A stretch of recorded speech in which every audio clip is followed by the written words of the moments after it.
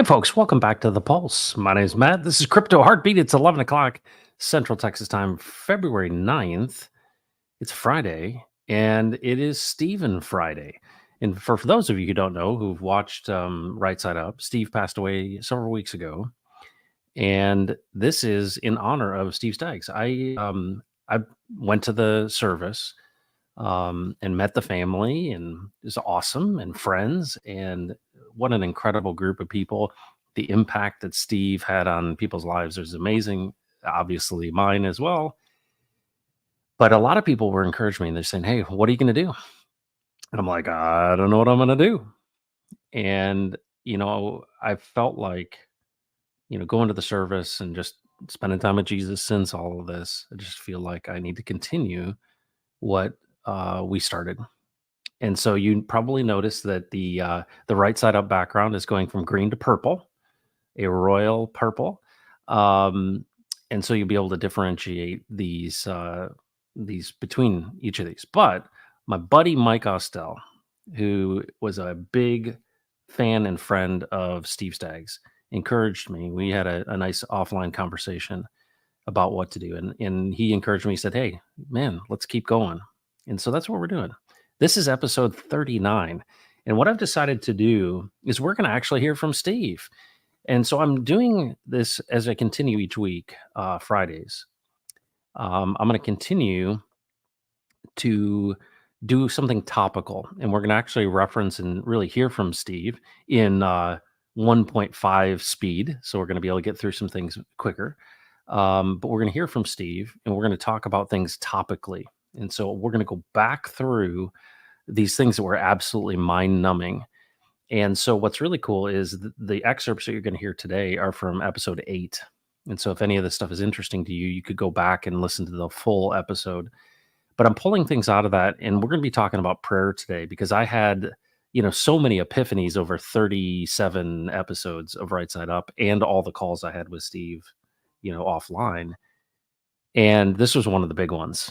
And I thought, what a great thing to do is that we would then have essentially this reminder that Steve reminded us about, right? What is it? What is prayer? And so these things, as we move forward, will be based on topics, and we'll hear from Steve every time, which is super cool. But each time we're also going to have a guest, and a guest will come in and we'll have a conversation, which is so cool. So each week there'll be a different guest. I've got a guest lined up today. He'll come in probably at around 11:30. We may not go for the full 2 hours because Steve literally could go and go and go. And what was brilliant about that is he never fumbled a word, right? And he was so patient and clear and all of that. And it's so great. So we're going to hear from Steve today, but we're going to say hello to you. Thank you for being here. This is for me, it's kind of weird. It's like a torch has been passed and it's like, all right, this is so big, but so the implications of it are so significant to me.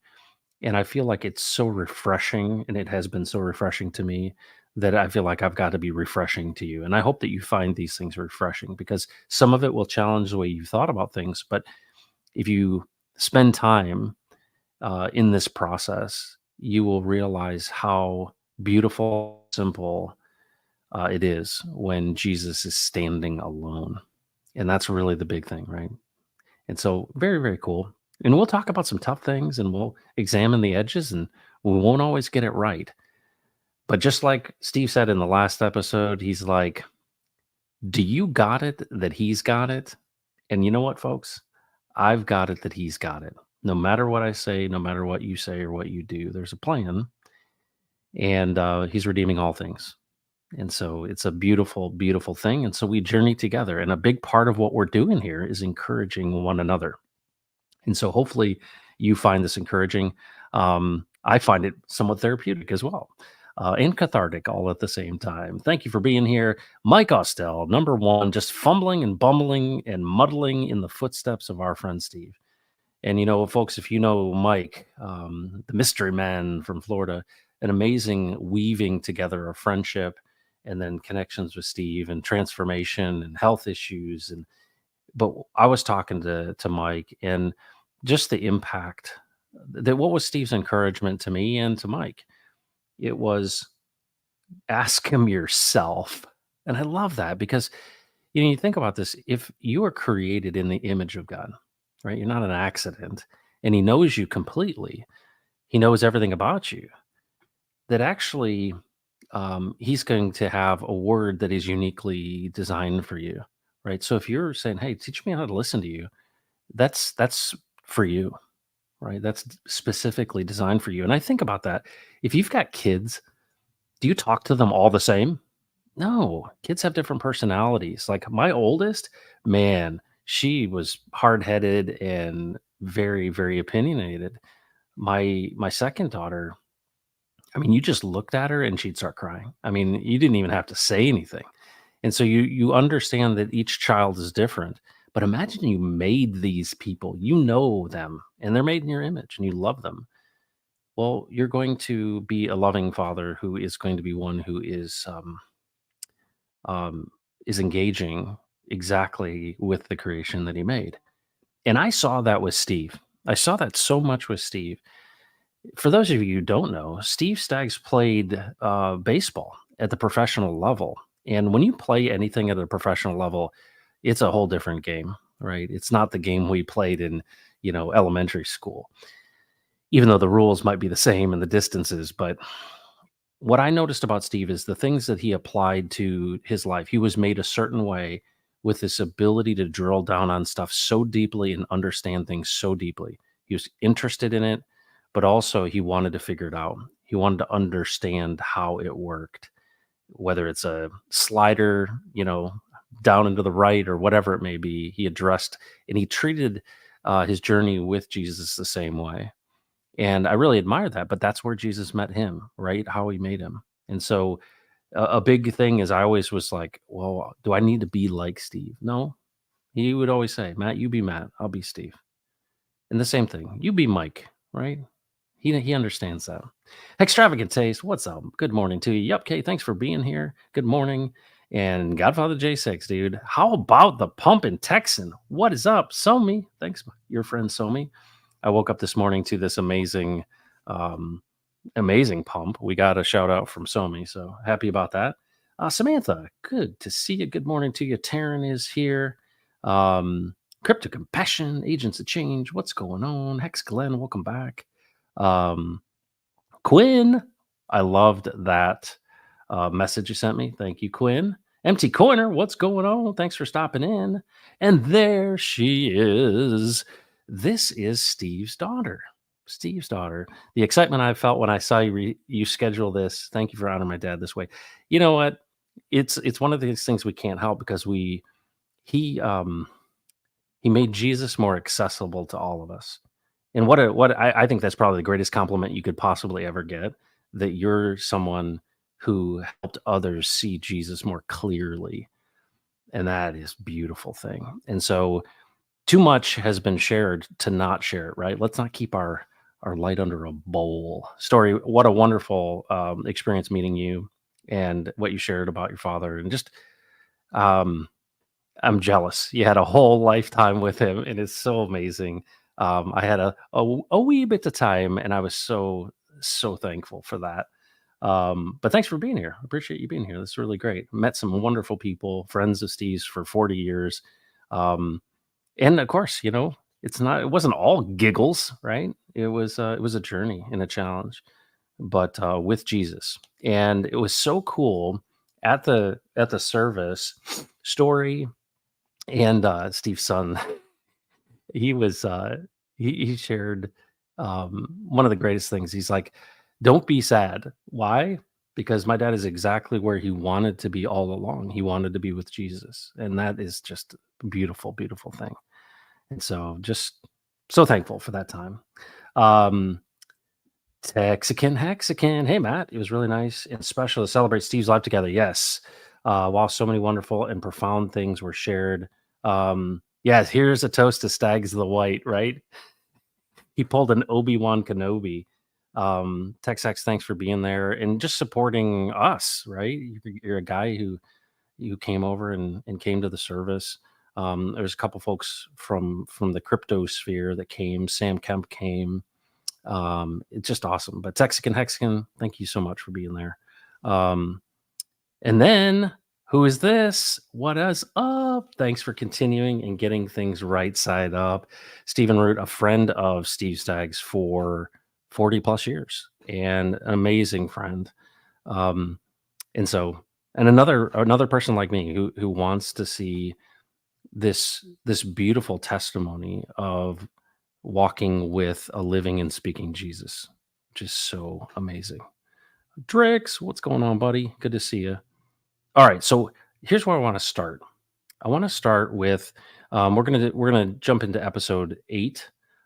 Actually, you know what we're gonna do? We're gonna bring our guest in early. Thumbs up if the guest is ready in the green room. Are you ready to come in? Are you okay? I don't want to bring you in if you're not ready.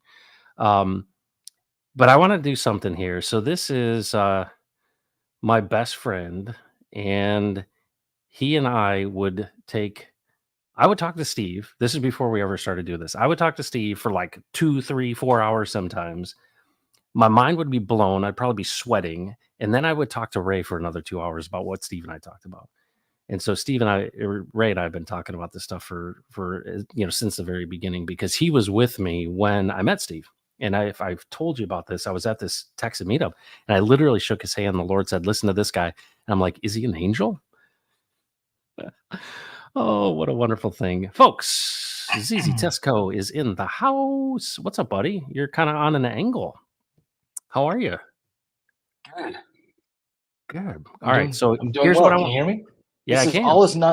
all is not right with the world, Matt. It's a little I know sideways right you now. need to be a little right sided up. I want to give a shout out. So Ray came into my office the other day and he brought me this photo that he had put together with Steve. And then he went on to eBay because I had said I wanted I wanted the rookie card, whatever that might mean, but a baseball card of Steve. And he literally put this together for me and bought the baseball card. And so Ray, thank you so much. That means a lot to me. And it just was so cool that you thought that would be really cool. And I think it's super cool. So folks, thank you, Mr. Ray, for doing that. You're awesome. You're very welcome. Very But welcome. All right, so let's jump into the content. And so basically what we're going to do is I'm going to share with you some of these things. This is going to be on the topic of prayer. We're going to go right to what Steve talked about. I've got a couple different timestamps. And then Ray and I have had a discussion. We listened to this episode. This is episode number 8 on the way back from the service. And we just had another aha on top of it. So it's just like the gift that keeps on giving. So I hope that this is something that will be helpful to you. But I even had an epiphany around preparing for this. And so I'm like, hey, Ray, it's working. He's still at work, still alive, still speaking. And so let's jump into this, and then we'll give some commentary and talk about this. But the legacy of Steve Staggs, the legend, continues. All right, so here we go. So with that, Steve, what's the I want to talk about prayer today, and I think I got it all wrong. Okay, and I want to talk about it in the sense that it seems like there's a lot of different approaches and opinions about prayer, and I want to really examine some issues and stuff like that. But do you mind kind of helping us introduce that, or share anything you want to share to get us going? Yeah, sure. If I were to summarize what we talk about, at least from the standpoint of your questions to me and then the answers I give in response. And I've shared this before, but it is 100% my journey from what I thought was true to what is true. What I thought God was about to what God is about. To what his kingdom is doing and how it's structured and how it functions, to how it actually functions. And so virtually everything that I share with you, you are observing the unpacking, the result of the unpacking of what I thought was true, and then Jesus replacing it with what is true. Prayer is exactly the same way. I had an idea what prayer was. I would be considered a prayer warrior. There were others who even thought I was an intercessor for those in the community who know what that means. So I have always been a serious business guy. And so I was seriously in the business of praying the way I was taught to pray. Okay. The only problem with that was I was firing blanks. But I didn't know I was firing blanks. until I got into it deep enough and long enough and was involved with enough things where it was like, wait a minute, if this is how you're supposed to pray, if this is what prayer is all about, Apostle Paul says, pray without ceasing. If this is what it's all about, man, I am wasting a bunch of flipping time because I'm batting a zero. Yeah. See, in the old baseball jargon, I'm woofing. I'm just woofing one right after. It's not happening. And I was a serious guy. So it wasn't like I was trying to pull anything or try to be anyone. I was just in the business of doing the business kind of a thing. I still am that way. The only problem was I was trained in the wrong kind of business. And I thought it was the right kind of business. The way I describe it in sports jargon is I was trying to play baseball under the rules of football. Okay. And I was getting creamed at every point. So, one of the characteristics that God created me with is this deep, not just an inquisitive nature, but this intense desire to do it right. Again, in baseball, if Ron Guidry is consistently getting me out, it doesn't do me any good to make excuses of why somebody else is doing something wrong, if you will, or if it's the umpire's fault or, whatever the case might be. If I want to overcome that particular challenge, I have to become very, very honest with myself and say, his slider low and in is eating your lunch every flipping time. What are you going to do about that, Staggs? Yep. Are you going to make excuses about that? Or are you going to dig in and find out what this is about? All right. So we're going to pick right back up when he answers this full, but I want to say what's happening here. Ray, one of the things I'm so thankful for Steve is that he always would preface things with, guys, I want you to know that this is my experience. Okay. And I think, I've been involved in a lot of different, groups of people that are professing Jesus. And the most refreshing thing to me about Steve was the fact that he would always preface things that way. He's like, hey, I just am interested in knowing the truth. And when I think about that concept of, hey, I'm interested in knowing what it really is, how does it really work? And I think what is incredible is the more and more I spent time with Steve, the more and more I realized that he really drilled down. Like when he says he saw that slider low and away, like he literally was like, I'm going to figure out how to hit that ball. And didn't you experience the same thing? I feel like we experienced that same thing, is that the level at which he would drill into the scriptures to go, all right, let's understand. And then let's ask him, how does he see it? I feel like that was like, that's that core gift that he's giving us. That's like teaching us how to fish. I mean, at its core, I think it starts with a deep sense of humility, because when he approaches those things, he doesn't come at it from the perspective of, I've studied prayer, I know the ACTS acronym, I can tell you how it happened in the Bible millions of times. I know how to pray. I already know how, God. Imagine if, you're telling your kids how to do something, you're teaching them to potty train. I'm like, no, I already know how to go potty, but yeah, it's interesting because he approaches it from the perspective of, I don't know what I'm talking about. Jesus, you do. Help me understand it the way you see it. 100%. 100%. So let's jump back into this. So I'm going to jump to this section where we get into the real meat and potatoes. So what Steve is doing there is he's reminding us, hey, folks, I'm just sharing with you my experience. So let's jump to right here-ish. Is there value to prayer? Isn't it interesting that the way we describe things and how we are taught to communicate about things? I mean, think about this for a second. Prayer works. What does that mean? Right. What does that mean, prayer works? And more importantly, what does it imply? I mean, why would we even say such a thing? How is it that we even see? So, and I start there a little bit, not to ridicule the statement, but to say, okay, folks, if we really want to know how things work, we got to get serious about the business we're in. I mean, if it's just a cursory, understanding about stuff, well, I'm probably not the guy to talk to about that. But if you're serious about the business we've been given to be involved in with Jesus, then there are certain ways we need to realign the way we think about things. So the starting point there that I encourage folks is to take a step back a little bit and just to become an observer of what we do and then try to answer, why is it that we do that? Okay. So like prayer. Hey, we pray because we have need of something or we have a desire for something. There is something that is out there that we do not have the capacity to produce. And so we appeal to someone who is greater that has the capacity to produce that. That's the net of why we pray. Okay. It could be because we have a personal lack. It could be in the way that you've described, we have a loved one in some kind of a health crisis or physical danger or whatever it might be. But the reason why we pray is because we recognize we do not have the capacity to produce what we are actually requesting. Bingo. Okay. Yep. So if that's why we do that, then okay, let's recognize in that recognition is if I don't have the capacity to produce what I'm requesting, which is to solve that problem, whatever the problem might be, then why would I tell God how to solve it? Okay. Now here's where we take a step back and we look at how we are trained to pray. We are trained to pray to tell Jesus what he needs to do to solve the problem that we can't solve. Now think about it. If you're, as a parent, if your child did that, well, I don't have to think about it. My child does it all the time. Yeah. Okay? That's just the way they do.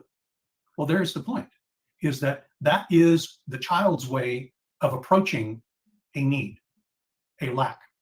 The resolution of a problem is not just to identify the problem, but then to tell somebody else what they need to do to fix it. Well, I want to push back a little bit and say this. Generally, my experience in my own prayer or prayer that I've been a part of with a group of people, there's a real genuine acknowledgement of the fact that the people praying don't have the power and they don't have the answer. I have a lot of the prayer that I've been a part of has been going, I got nothing, you got everything, I don't know what to do, please help. Okay, so I want to be sensitive to the fact that I don't feel like the prayer I've been hearing from people is you need to go do these things. Now, of course, be with doctors and all that stuff, I get it, but I don't want to characterize at least the prayer that I've experienced as being directive of solutions, in the sense of this idea of crying out. Yeah. Right. It feels like different than what you're describing. That's all I'm saying. No, and I appreciate that, Matt. And there's certainly no intention to belittle any of this or to any way demean what is going on. If we're going to learn how to do the business, then we have to be brutally honest sometimes of the things that we don't even realize we've been taught to do that have nothing to do with our intentions, but it has everything to do with how we're approaching this. Okay. Okay. Let me give you an example. In those very honest and sincere examples of what you're talking about, do you ever experience anyone saying, Jesus, what is your intention for this individual in this situation? No. And you and I've talked about that before. No, we're not trained to do that. No, that's not the approach that we take. No, it's not. We're not even trained to do that. What we are trained to do is to presume an outcome. Okay. Now, that is a natural thing for us to do. I'm not in any way demeaning, but your question was about prayer. How does Jesus pray? And we'll talk about this in just a second. But the starting point is to become brutally honest that the way we are taught to pray, even though we don't intend it, presumes an outcome. Okay? And who wouldn't want that presumed outcome? Well, and to be honest with you, sometimes that is the outcome, right? Sometimes we actually do receive that outcome. Yes. I do also want to say, too, this idea of, all right, what's so cool about this, Ray, is we listened to this on the way back from the service, and it was funny. I listened to myself pushing back on Steve, and there's a couple times I do it in this episode, and I like literally now see things from Jesus's perspective and from Steve's perspective in light of the kind of things I said. What are your initial comments about this as we get into discussing this concept of prayer? Because I've spent time since this episode asking Jesus, but also drilling down in the scriptures, and it blows my mind. It's a wonderful revelation for myself, and I want to share that. But what are your initial thoughts as far as what Steve's talking about there with prayer? Is this resonating with you, or what are your thoughts? I have a lot of thoughts with this one because so much of it goes against what I've been taught as well. I mean, I've been conditioned to say, things like, "Oh, I'm praying for this. I'm praying for that. I'm praying for this person." I listened to the prayer requests even in our the church this past Sunday. After our discussion about prayer and hearing how people approach prayer requests and the things that they ask for. And yeah, do we want everyone to be comforted? But sometimes it's all about how we feel about the situation, you know. And do I feel better that I'm praying for someone, or you know, um, one of the things that Steve mentioned in here, he said, "Be serious about the business of Jesus." And if I come to pray, am I serious about what I'm asking Jesus and what I'm about to hear? So that's one thought that I had. The other thought that blew my mind away was that, yeah, every time I come to Jesus, I have an outcome that I want, you know, right? I mean, there's something that I yeah, I want to see it happen this way, or wouldn't it be great? Please give me the answers to the test. Yeah. Please help me to remember all those things that are supposed to be on there. I didn't study, but that's okay. And then um, you know, because I think the other side of it is, people say, well, you just pick yourself up by your bootstraps and prayer doesn't matter. And I Yeah. don't think that's the case either. But No. I love the way that Steve approached it, and that we come to it and go, Jesus, what's your outcome? Yeah. And the thing that I got out of it, and I don't mean to talk a lot, um, is that there's a peace for me to know that I don't know what the outcome is, and I can rest in the one who does. No, there's no question.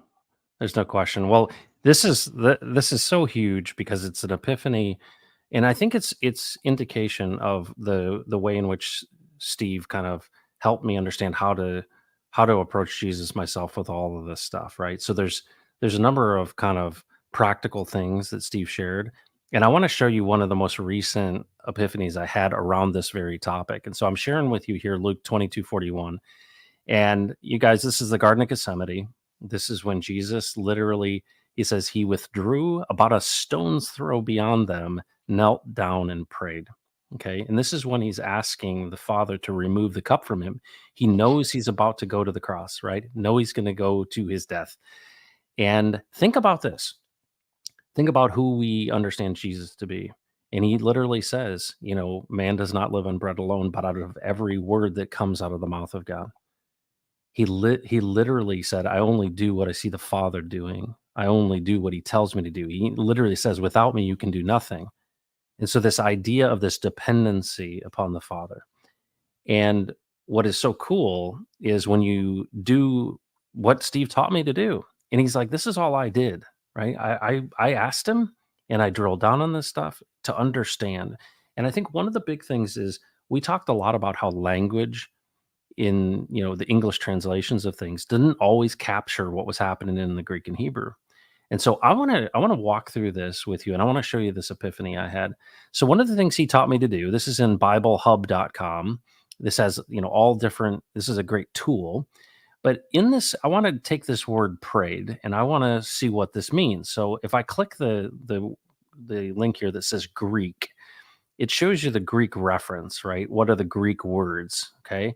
And so I go to the bottom of this. He knelt down and prayed. Okay. And so here is the Greek word for prayer, right? To pray, pray for, offer prayer, from prose, to pray to God, supplicate, worship. Okay, great. Now, when you click on Strong's, so Strong has a reference that literally drills down into this, and it gives you an example of all the different places that this word exists across all the scriptures. But on the right here, you have a concordance entry, which is Strong's Greek, and this drills down deeper into the word itself. So I click on that, and it'll show you the concordance. And then this is fascinating because if you've listened to any of this Right Side Up with Steve Staggs, he drilled down into everything, but he also like literally remembered everything that he studied. So take a look at this detail as it drills down into this of what this means, right? To wish or to pray. So this is prose, which means forward, towards, or to exchange. And I'm not going to try with this word, is to wish, to pray properly, to exchange wishes. And one of the things Steve told me, because I feel like I kind of came into this story in the middle. And he said, prayer is exchanging wishes. I'm like, what do you mean? I thought prayer was prayer. Well, no, we have a cultural understanding of what prayer is, right? There's a cultural acceptance of what prayer is. But if you Yeah. actually drill down into what this word is, it is this concept of exchanging wishes. Okay, so Steve would always talk about what does it mean to exchange wishes? It says pray, and then it says literally to interact with the Lord by switching human wishes or ideas for his wishes as he imparts faith. So, what this would suggest is that when you approach the Lord in prayer, it's exchanging wishes and saying, I would like to exchange my wish, my outcome, my desire, my understanding, my view, my perspective for yours. And when you think about this, it's like, I want to switch my human wishes for your divine wishes. And with that comes the faith to understand and to see what it's about. Now, think about all of the things we pray for. Well, if Paul said we're going to pray without ceasing, which I think is absolutely an incredible concept, pray without ceasing is this idea of what is constant communication with the Father. And that's what I saw Steve doing. I witnessed it. You'd ask him about something, he would pause and go, huh. And you knew he was talking to Jesus about that. But what would he always say? He said it's really simple. He would ask probably this is the number one question he asked to Jesus. How do you see this? How do you see this? Yeah. Well, what is that? So if you think about this, if you approach him and you say, you know what, you know all things, you are in control of all things. And the last thing Steve said to me was, do you got it that he's got it? Because I was really struggling, right? Something that I wanted to pray for and I wanted to go away. And he said to me, because I told him, I was like, I know Jesus has got this. And he stopped me and he says, do you got it that he's got it? And it like hit me like a ton of bricks. And so that evening, I woke up at like 3 a.m. and the Lord said to me, it's not falling apart, it's falling into place. And I'm going to tell you what washed over me from that and what subsequently happened in that 37th episode when I shared those images and all that stuff was that he was showing me I exchanged my wishes for his perspective. He showed me how he saw it. And what was beautiful about that was I realized I gotta stop going, I know the outcomes. Please heal this person, be with the doctors, all that stuff. I understand culturally that's what people want to hear. But this is why Steve said he was firing blanks, is because that's not how it works. If you really look at what prayer is this idea of that if I acknowledge that you are the sovereign God of all creation and that you have a purpose and a plan, and that your reason for making me and you and everyone else is that we would rule with you in your nature and character. Well, then you got this. And I got that you got this. So, how do you see this? And so later in this episode number 8, I really drill down on Steve and I say, "Hey, man, I've seen some incredible situations and all these things that happened." And he said, "Well, one of the things I do is when somebody asks me to pray for them, sometimes I'll stop and literally ask Jesus, how do you see this? What's my role in it? Do I have a role in it?" And I'll tell you what he said to me. And I was a little bit offended, Ray. I was like, "Hold on, you're like saying, thus said the Lord." And he really pushed back on me hard, and I realized what I was saying after I listened back to that. He's like, "No, no, here's the thing. This relationship that you have with Jesus is yours, and he speaks to you, and he knows you." And one of the amazing things that Steve did was he facilitated something that was incredible rather than taking the glory for himself. And I think a lot of people do this in cultural Christianity is I'll come in and I will dominate the room and I will pray and oh the pastor's here. Oh, the pastor's going to bring some extra special mojo to the table.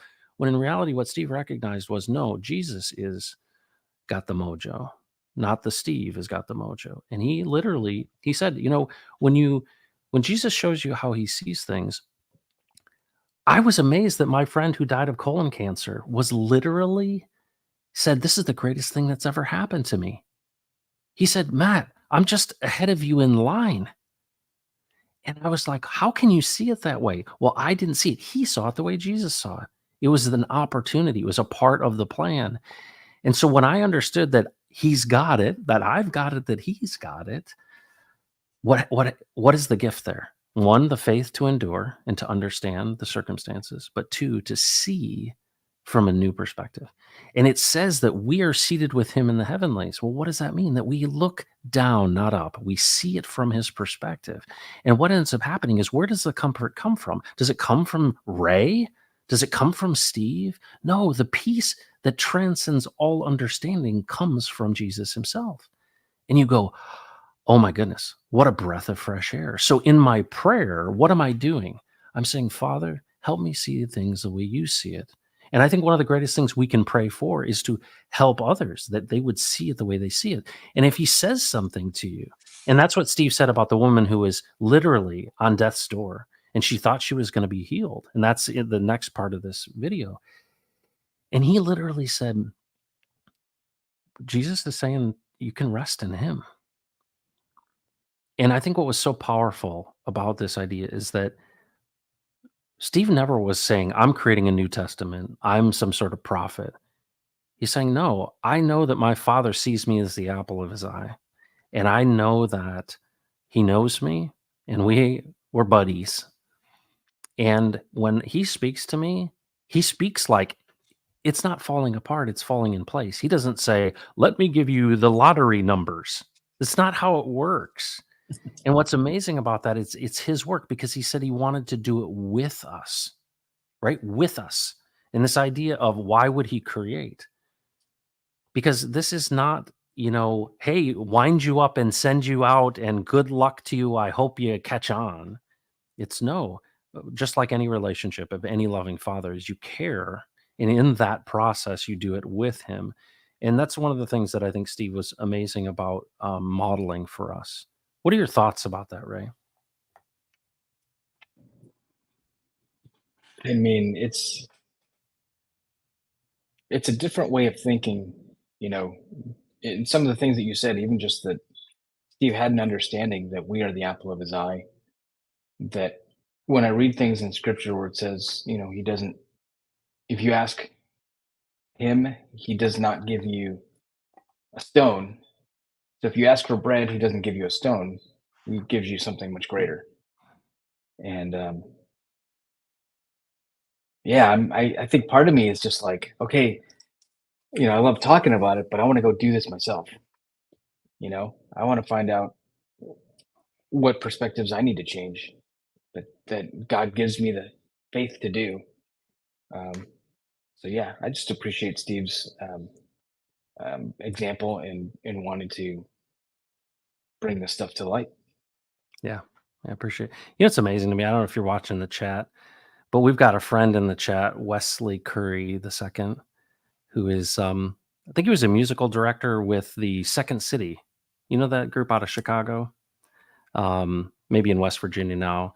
But Wesley Curry is an example of, every single time we've ever done this, the Spirit's speaking, the Spirit's coming in and speaking. And it's amazing how what is it doing? It's trying to knock you off center. It's trying to draw you off sides. And Steve talked about this a lot, is this idea that when you're in the game, the battle is not between flesh and blood. And so we've seen on almost every episode someone coming in from outside and literally trying to hijack things, right? And it's interesting is that if you let them speak, they reveal themselves. And it's interesting that this is what's driving you, that you would come into a chat you've never been in before, and you would literally try to hijack it. And you think about, what's the spirit that's at work there?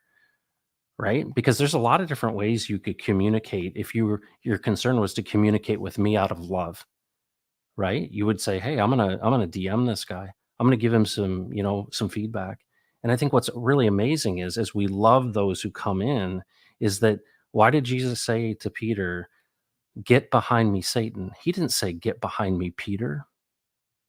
And you know what? One of the things Steve taught me, and I've seen this every time we've ever done this, is someone that comes in and it's literally it's a desire to get you off track. It's a desire to disrupt.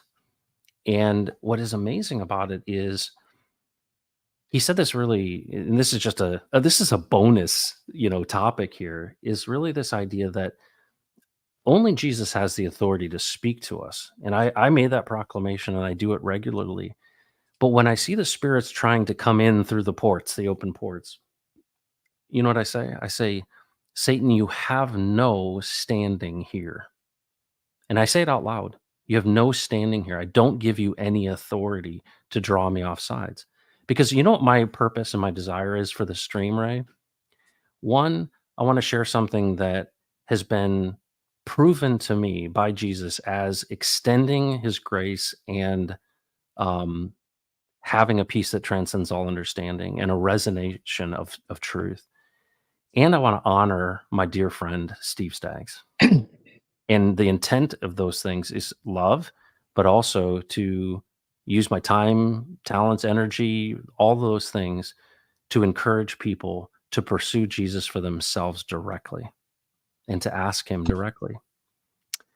And so it's just interesting. And so I thought about it. I was like, do I just block our friend Wesley? Do I just block him and say, get out of here, you're disturbing us? Or do I recognize what it is? Don't get behind me, Wesley. Get behind me, Satan. Jesus created us all. If you're breathing, you're not an accident. You're here for a reason. He created you for a purpose. And I look at that and I go, you know what? We're not called um, to judge. We're called to love. And I think that that's the amazing thing that was one of the big legacies of Steve. One of the most patient people with all of these things that are challenges in life. And so thank you, Steve, for that. Any thoughts there? Yeah, I have one actually. If you've ever, I've been to a handful of funerals in my life, including including your dad's, Matt. Hmm. You know, and you see the life of people, and you see the fruit that comes out of it. Yeah. And I, I walked in to Steve's funeral, and I felt like I was one of the family. Um, Partly because Steve kind of had that inviting spirit. But the first thing Steve would say is, "Thank you for honoring me, but don't honor me because this isn't about me. It's about Jesus." And even in the streams, we Steve would say, "Don't look to me. Look to Jesus first. Go ask him yourself." Yeah. And what's cool about that, and one of the most beautiful memorial services for someone that I've been to was the one with Steve and his family. And they welcomed us in. They ministered to our hearts in a beautiful way, but they were also refreshed in them, seemed to be refreshed in themselves too, that they knew what was happening. They knew what happened. They knew that this is what Steve would have, ultimately wanted to be in the feet of Jesus, probably asking him all kinds of questions Yeah. and really getting to the bottom of things. Um, and even though that people had different perspectives about seeing eye to eye, about who Jesus was from a from a family dynamic, um, there was a respect and there was a consideration of love that was there that seemed evident in every person that was there, and that's the fruit of someone who is serious about the things of Jesus. And if that's the kind of fruit that following Jesus, brings out in a community of people, in a family of people, then I think I want to be about that too. That is so good, right? It's so true, man. And you think, what a tree is known by its fruit. And that's why it's interesting to, here's Steve as a professional baseball player, right? And he treated Jesus and understanding the things of Jesus and the scriptures and this the same way he treated baseball, seriously, right? and I think was driven to do it in a very disciplined way. And of course, we're all created uniquely. And I think about, anybody that's out there, there's a lot of people that are struggling going, hey, how do I fit into this whole thing? What is my role? And it's so often that we're comparing ourselves to other people. And I feel like often, we're like looking at other people and people are judging people and we're feeling that we're not acceptable. And of course, a lot of people have grown up in families where even the people that should have loved them the most were saying, you're worthless, right? There's abuse, there's all kinds of things that have happened. And so a lot of times that characterizes what we think of when we think of a father, if you will. And I think it's amazing to see that Jesus meets you right where you are and utilizes you for the gifting, the skills, the personality that he's put into you. And then to think about how we interact, Ray. We've spent so much time talking about what Steve has shared with us. You and I every single morning, pretty much. And it's like every single time we do that, we come up and we come away with something new. And so it's not only just exchanging with wishes with Jesus, but he's using you like he used Steve. And he uses people in our lives um as we take this journey together. And I think what's so encouraging about it is there is a benefit, right? The benefit is this peace, right? That's the currency this side. But what I think is amazing is going through this service and we feel loss when somebody's not here, right? It's Friday, it's Stephen Friday, and Steve's not literally on stream. It's you, Ray, and I do appreciate you, but it's like where's Steve, right? But what's amazing is we have this feeling that death is a judgment, right? That death is a judgment. And in reality, it's a reward, right? Look at where Steve wanted to be, right? And literally up to the end, he literally asked the surgeon that was going to do the stint. He's like, "You any good at this?" I think that is so Steve Staggs. "Are you any good at this?" But what's amazing about that, and like, if I want anything, I want to go out the way Steve Staggs did. Is like he got his reward, and what is that reward? And that's the thing that, you and I have talked about Korah's rebellion. If you go into number 16 and you read it, it is one of the most amazing parts of the Bible, which you're like, hold on a second.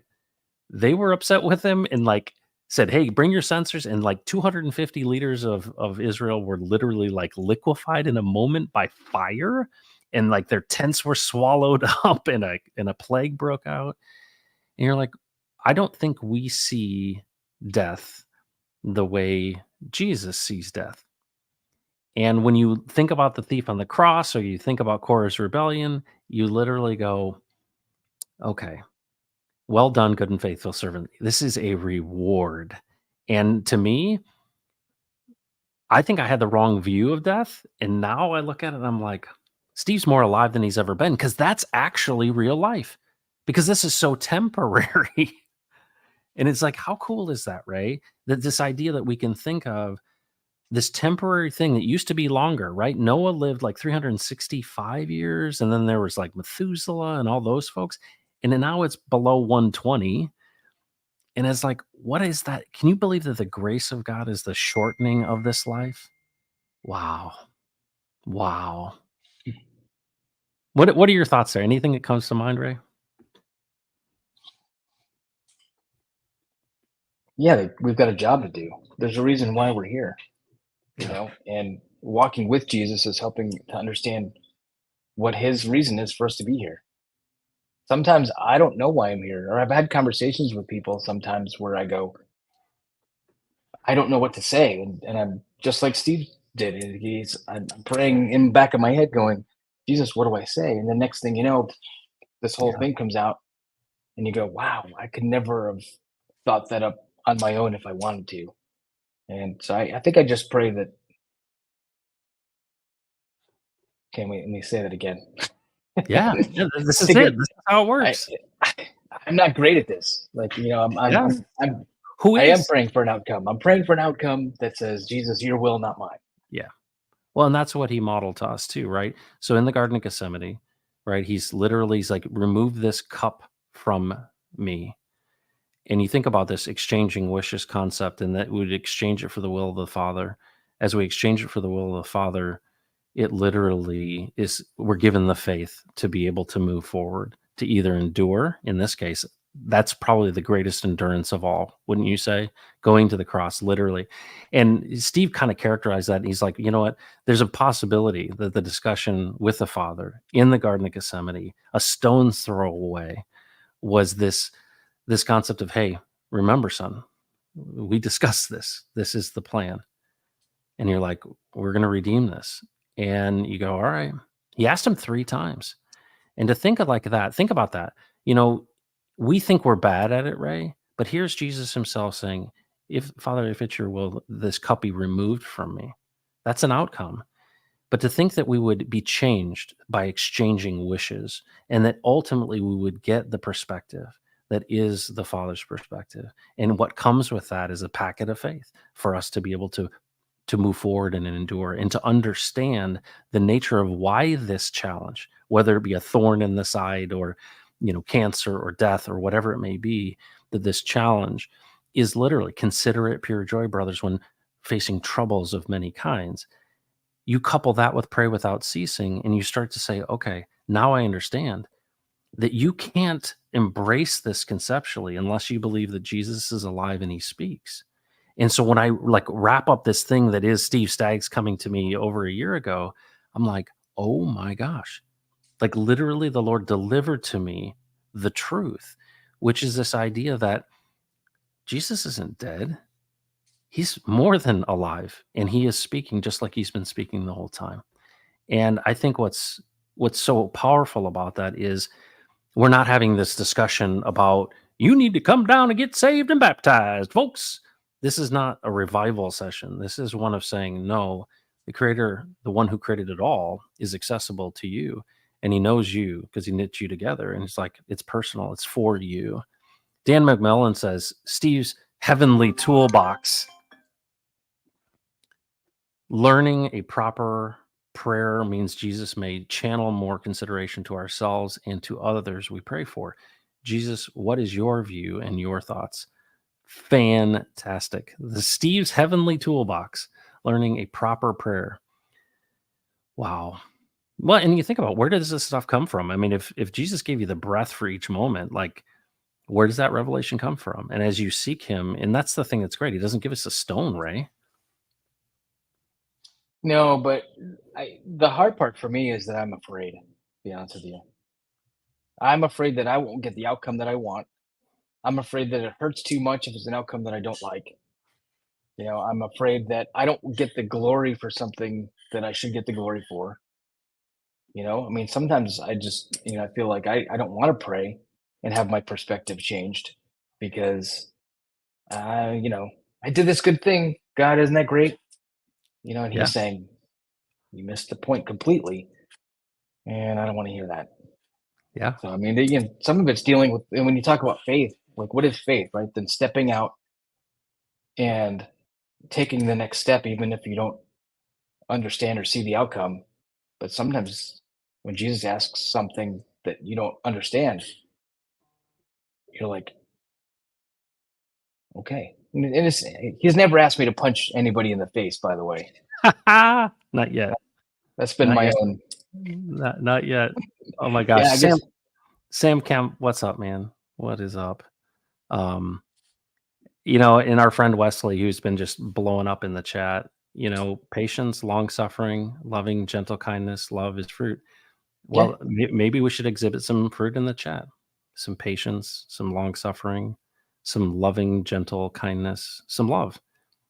And one of the things that I think is, as we think of the fruit of the Spirit, and we see those that we, when we do have that peace that transcends all understanding, what is the manifestation physically, but one of patience? Because one of the things that I think is the greatest gift that Steve gave to me and that Jesus, showed me, was this idea that he has it all, right? He is a shepherd. We recognize his voice, and he said, follow me.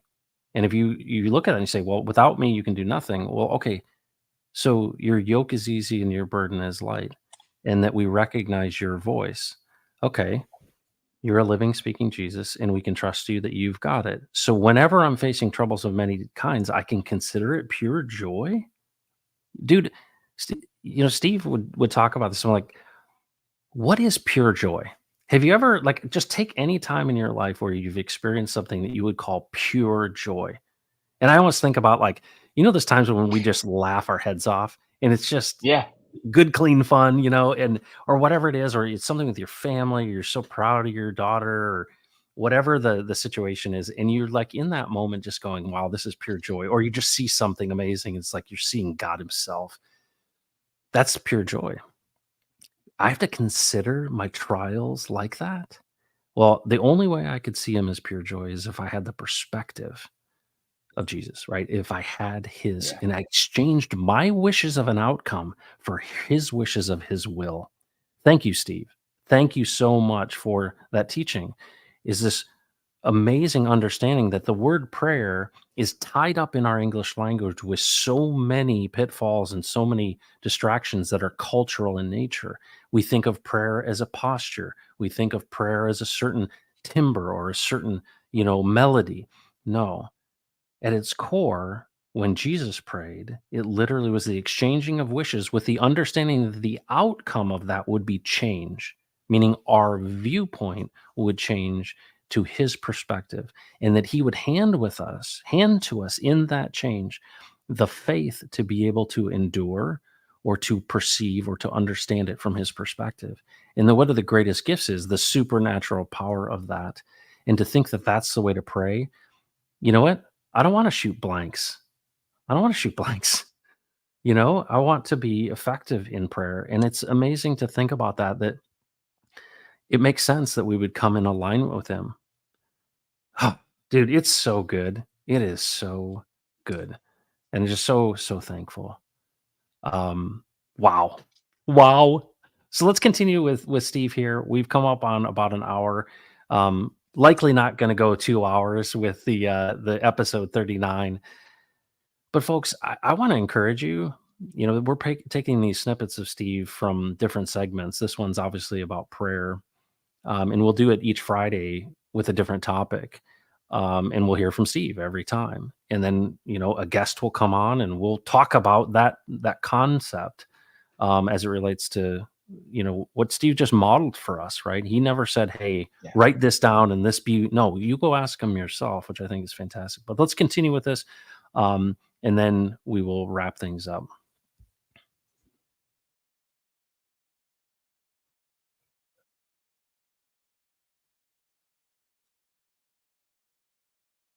It's not playing. I don't know if you can hear it or not. I also think about this. What is the will, right? So I think there are some mature people out there who go, yeah, I don't have all this stuff figured out, but I do recognize the fact that Jesus has the answer to everything and he's out front, right? Yeah. What is his will for this? And I want to say this. I do hear quite often people going, I don't know if this is your will that this person should live. I don't know if it's your will that this person should be healed. I don't know if it's your will that any of these things will change. I don't know if it's your will that this wouldn't get way worse. Yeah. So I don't want to discount the fact that I don't completely like wholesale agree that everybody's doing it from a give me this slot machine God, but I want to see where's this click go. So I'll let you talk. No, I'm appreciative. By the way, folks, this is how Matt and I talk, over the phone. So it's not, sometimes this can be a little bit arm wrestling, if you will, because we're actually wrestling with really hard questions that where sometimes there are easy answers. Sometimes what has to happen, and again, I'm exhibiting to you folks kind of the things that have happened to me, where there has to be a demolition of my previous point of view if I really want to go to the next step of saying, Jesus, how do you deal with prayer? How do you actually pray? What is it that you're about when you do that? Yep.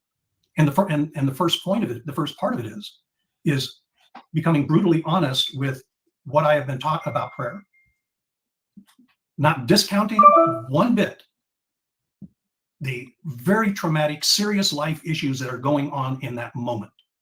Okay, this is serious business, and so what I would offer is, if it's really that serious, then maybe, gosh, let's take the next step to see what that might look like. There's a story that Luke talks about in Luke 11, and it's Luke's version of what Matthew talked about in a different context. But the language, the words that are used and the definitions of the words really paint a spectacular picture. And the picture they paint is that Jesus is in a place of prayer. And the way it describes it, and transitioning from one state and condition to the next, Jesus completed his prayer. Now think about that for a second, what those words are describing. Jesus is in a certain place. He's praying. And while he's praying, he's transitioning from one state and condition to the next. Okay. He is. Yes. The man. Yep. So let me see if I get this picture right. Jesus is talking to the Father. Obviously, there's something important he's discussing. And the result of that exchange is that he himself has changed. And he moves from one position to another, from one place to another, from one state to another, from one condition to another. In other words, there's dramatic movement from where he began to where he ended up in his prayer. Now, this is him. Right. It's and not just him, but it's not, they're not even telling us what he was talking with the Father about. It's just talking about what happened to Jesus. So the first thing that we start observing is that, when Jesus brings into what prayer looks like to him, there's a change that happens. Yeah. And that change happens with us. Okay. That's huge. Now, what I would offer to you, what changes is you start changing from being in the dark to being in that term in the light, from out of the know to into the know, from having one perspective to having another perspective. In other words, there is this major transitional process that happens to us when we actually start moving into what prayer looks like to him and allowing him to teach us what it looks like. The second thing is that when you look at this idea of prayer, see, once again, we're taught a certain way to pray. And when we pray, what we basically think about in our minds, recognizing that there are all kinds of exceptions out there in the audience. These are broad strokes of how the majority of us are trained about these things, is we're trained to speak to God about the issue of our concern. Mm-hmm. Okay, could be anything. Okay. Business guys, could be how to make payroll. It could be, what do I do with this guy? He's creating problems in the business. Do I need to fire him, or do I need to give him another shot? What do I need to do? It could be about anything. But the characteristic of it is primarily, it is speaking to God about what are issues for us. But when you look at the actual word, the word that is translated prayer in English, it means exchange of wishes. Okay. So what happened? Jesus is in this place where he is exchanging wishes with whom? His Father. Now think about that. That's a totally different dynamic than just speaking to him. This is now a change. What do we call that? We call that dialogue. Yeah. Father, here's what I'm thinking about this thing, which drives a lot of Christian folks crazy to be having that kind of dialogue with them. But this is what I'm thinking about things, and here's what I got in mind. What are you thinking about? Am I anywhere close? Am I in sync with what you're doing? What are you seeing there that I need to be seeing? Well, and you know what's amazing about that is you have to start from the premise that he's available, he's alive, and he actually speaks. It's interesting. Well, and that's the thing. It's funny. These things build on each other, because what strikes me so much is I'm seeing it everywhere I turn now. It's like Jesus was a historical figure. On Sunday of Resurrection Sunday, we say he's alive, but then we go back to the church and we say, okay, Jesus, he was awesome, he was awesome, and read your Bible. Yeah. And I feel like you're right. Like if I don't understand that he's available, alive, and speaks, then I can't have a dialogue with a historic Jesus who's dead. Well, the Pharisees and the Sadducees, the Sadducees in particular, had that problem with Jesus. And you might recall when he said, you say that he's God of Abraham, Isaac, and Jacob. Is God the God of the living, or is he God of the dead? Yeah. Well, if he's God of the dead, then why are we even talking about this? There's this fascinating verse that we talk about all the time that's in this context as well. I think it's Jeremiah 33:3. Call to me and I will answer you, and I'll show you great and mighty things that you did not know. Well, when you go into the actual definitions of the words, it says, call aloud to me and I will pay close attention. Wow. And I will set right before you, right in front of you, things that have been hidden and from you and that you have been cut off from. Well, that's a little different picture than, hey, call to me and I'll show you pretty cool stuff. Yep. No, I will pay close attention to what you are asking. See, that is who our God is. He pays close attention to us, and prayer, by the way, now if we think strategically about this, prayer is that mechanism by which we overtly exchange ideas, thoughts, wishes, concepts, with Jesus, with our Father, in real time. By the way, that's where life happens, in real time. Mm-hmm. That's where it happens. That's where this stuff actually gets going. Okay. And what happens in the process is Jesus then begins to bring us into his view of what's going on. By the way, one of the reasons we exchange wishes is because it gives us a frame of reference for even hearing what his response is. See, he's interested in our point of view. When was the last time we were told that Jesus is interested in our point of view? Okay? No, he's vitally interested in our point of view. Why? Because we're partners. Right. You know, how good is a partner who's not interested in his partner's point of view? Yeah. Okay? No, he's vitally interested in what's going on. He doesn't have a condescending bone in his body. He's interested in virtually everything that we are interested in, you know, and then some. Yep. Okay. So back to our Luke 11. So Jesus is having this time where he's exchanging wishes with the Father. The effect of this is it's transitioning from one state and condition to another. He completes that period, the assignment for that time, and then he's coming out, and one of his disciples says, man, I got to go track this guy down. And he hauls butt and goes to Jesus and says, hey, listen, will you teach me how to pray in the same way that John taught his disciples how to pray? Now, what's interesting to me is I don't think he was asking a mechanical question. I don't think the disciple was asking him logistics of praying, of the mechanics of praying. I think he was saying something very similar to what I was seeing in my own life. Is I see stuff happening when you pray, Jesus. I don't see stuff happening when I pray. What's up? Will you teach me? In fact, if you actually go into the word teach, is it will you instruct me and cause me to learn how to pray? Well, I'm describing at least some of my process. Yeah. Okay. Steve, you have to first understand where you are. You want to get somewhere, two things are important. You got to know where you are. You got to know where you're going. You're telling me where you want to go, which is you want to be able to pray and have effectiveness in praying, like what you have observed happening with me and my father. I'm happy to do that. I'm thrilled to bring you into that. But you have to understand first where you are. So let's deal with where you are. Let's come to terms with that. It's important for you to understand that, not to put you down or demean or do any other thing, but to answer your request. What is prayer? Exchange of wishes. See, you're requesting, you are wishing to understand how to pray.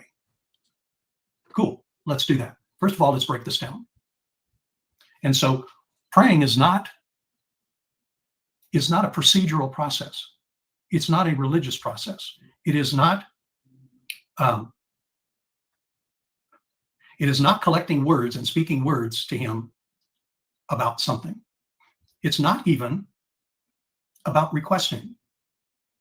It is about entering that place with him where you are prepared to transition from your current state of mind to his state of mind related to that subject.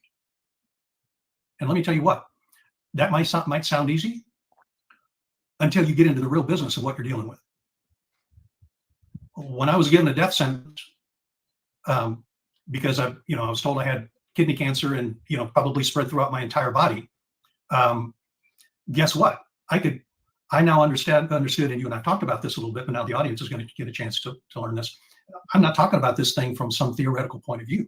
I'm talking about it from a real life in the trenches. Gosh, the answer is really critical here, Jesus. And oh, by the way, asking the question isn't what's hard. It's mustering the courage to answer the question because I know you're going to answer me. Yeah. Jesus, is this a sickness unto death? Do I need to prepare my family for my departure? And no, he's going to answer me. Yeah. That's what prayer is about. See, getting into the real business of life and learning step by step as he takes you into and through the process to be able to deal with the very, very real critical issues that confront people. Wow. Oh my gosh, Ray. I mean, you think about that, people have often said the Bible is, it's useful, but also this, what is like useful for like life and godliness? Can you imagine that so many people feel like they're alone, right? In this idea, here's Steve basically going, hey guys, you can pray without ceasing. That doesn't mean a bunch of word salad. And I just love it. I love it because it's like, all right, this is why I said at the beginning, Ray, that Steve made Jesus more accessible. Do you feel that way? I do. There's a simplicity to this there's a purity and a simplicity to this that I wish I could live continually because it's simple. And as human beings, we've made everything complex. So complex. Look at the tax code. It is so complex. Everybody is doing something wrong at any given moment, all the time. They could come after you for everything. And yet it could just be so simple. But we make things complex because we want to feel like we're part of this. I don't know. I don't know why. We just always do as humans, make everything complex. But this is so simple. And no matter where you are or what you've got, the next decision that you make, the next thing you make, you can do it with Jesus. And he wants to do it with you. And I think what you said was really, really important.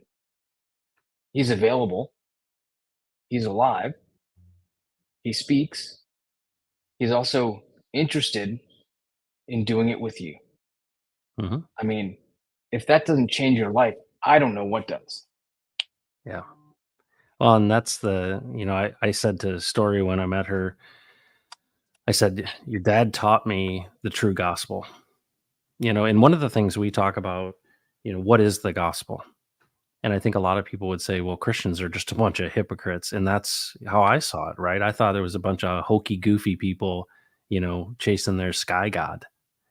And when you come to actually understand that it's real and it has real effects and real power and real peace, and all of these things become real because you first have to believe he exists and rewards those who earnestly seek him. And so here I am going, all right, I'm going to genuinely seek you. I'm interested. And what's so great about that is it's something that he's approachable. And it's so big because when you think about the gospel itself, which you think about what is the sacrifice of the Son, it's literally removing the barrier. They say that the veil was torn from the top down, and the veil was between the Holy of Holies, right? This was a barrier. And of course, when they built the tabernacle, the first one, it was literally given to Moses as an analog, right? So what is the actual tabernacle or the temple but an analog to this throne room of God, this separation? And it's like, no, we're gonna tear that from the top down. The woman at the well, she's like, you people, you Jews, you worship on that mountain. And we had this discussion earlier today before this stream, Ray, about the idea that this constant picture of building God's man, we see that in the beginning, the first writings of God himself was literally on the tablets, right? These 10 commandments, the law. Yeah. And then we fast forward to this point of Jesus and we go, what came before? Well, we have this picture of this temple where God lives. And what does Jesus do but show you that actually the temple, that you are the temple? And when you think back in time, that he's always been building his man. And what is the whole purpose? And so when Steve said to me for the first time, I didn't realize it, but he said it like 100 times to me, which was God created his man to rule with him in his nature and character. And so, Ray, let me just ask you this question. What would it look like if the people across the world in leadership decided that they were going to lead with Jesus in his nature and character? What would the outcome of that be? Not what we have now. I know, isn't it crazy? And that's when I first met Steve, he's like, I was called to the men of the transfer. This is what he's talking about. And to me, this is why I feel like we need to continue doing this, Ray, is that Well, this is so profound because it is so simple, and it's good news because here's the thing. What Steve taught me was you don't have to be Jesus. You have to be Matt. And when you are Matt with him, it's the most incredible journey, but it takes all the pressure off you to try to do something as if you are God. The whole point is we don't go our own way. We submit ourselves and give authority to Jesus and we follow him. And in that is life. And it's amazing that it's that simple. And that's why it's good news. It's good news because we're called to love, not to judge. And what's amazing is, if a tree is known by its fruit and they will know you by your love, that's like that's good news. And that is pure and that is simple. And I'm like, thank you, Steve. Thank you so much for taking the time and spending so much time investing in me to understand the true gospel. Whew, it's big. And Ray, thank you so much for getting me what I always wanted is a Steve Staggs baseball card, dude. The Oh only thing man. I'm bummed is I didn't get him to sign it. Oh my goodness. Oh my goodness. What an amazing time. Ray, thanks for joining in this. And this is the first kind of episode after Steve's passing where we kind of hear from him again. Thanks for being willing to do this and being a friend to me in this time. Oh yeah, no, thank you. Thanks for being my friend and being able to do this. I'm really nervous, as you can tell as I'm on here, but you know, to learn these things, it's so simple. Any of us can do it in the next thing. You know, you asked about if people around, if all the leaders would do it. I would just even challenge us to say, you're, what if you did it? Yeah, that's it. And That's it right there. What if you did it? so, That's yeah, it. thank you. That's it, Ray. That is so good. That's what I love about this stuff too, is it's like you never know what's going to resonate or what's going to land. And, a lot of this is, endurance, and I just want to say thank you to everybody who's joined us in all of this. Um, and just really looking forward to next week where we do Stephen Friday again, and we'll have a different guest and a different topic. But folks, thanks for joining the Right Side Up crew today, Fridays at 11 o'clock. We will continue to do this. Ray, thanks for being the first guest. You were the first guest on Crypto Heartbeat ever, and on this one, so you're the man. You're the man. Thanks, Ray. I'll see you in a minute. Literally, Ray is like literally in the office next to me, which is fantastic. But it's great to have a friend like Ray. Folks, obviously Steve had a profound effect, but what was his point? His point was, hey, I just want to share with you a journey, right? I'm 51. Steve passed at 72. He's going to be 73 May 6th, I believe. And I think that's right. 6, yeah. And what I think is amazing is this idea that I think we always feel like we're not prepared. And here's a guy who took it seriously. He said, you know what? I want to pass on to you what I've learned. And no matter where you are in this process, that's a real value.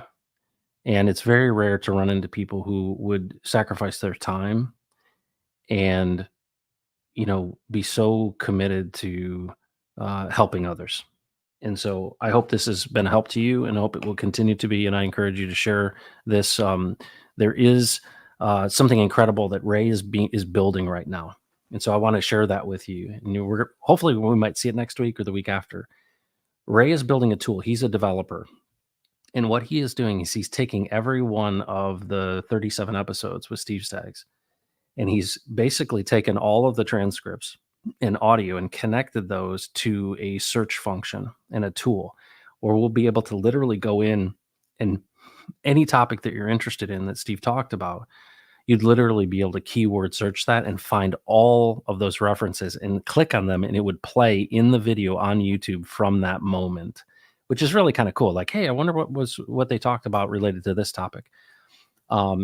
Then there's so many other things we can do with that. We're going to pull the audio for podcasts, and we're going to actually we're going to do some interesting things with an AI chatbot as well, where literally you can query the chatbot with the data and information that was passed along by Steve. In addition, there's a bunch of writings of Steve's as well, and so we're considering, how do we make those accessible to folks, because he wrote a lot over the years, and that stuff is just chock full of wisdom and experience and journey that I think would be an encouragement to people. But folks, thanks for caring about these things. And thank you that in this community, which, it's not a super popular topic for people in crypto, but I appreciate the fact that that we can do this.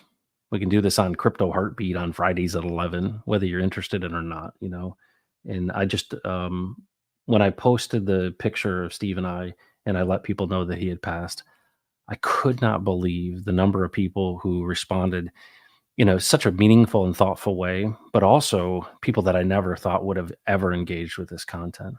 And so we'll let Jesus be Jesus and we'll be ourselves. Thank you for joining the Pulse today. We'll catch you next time. Take care of yourself and don't mess with Texas. Bye bye.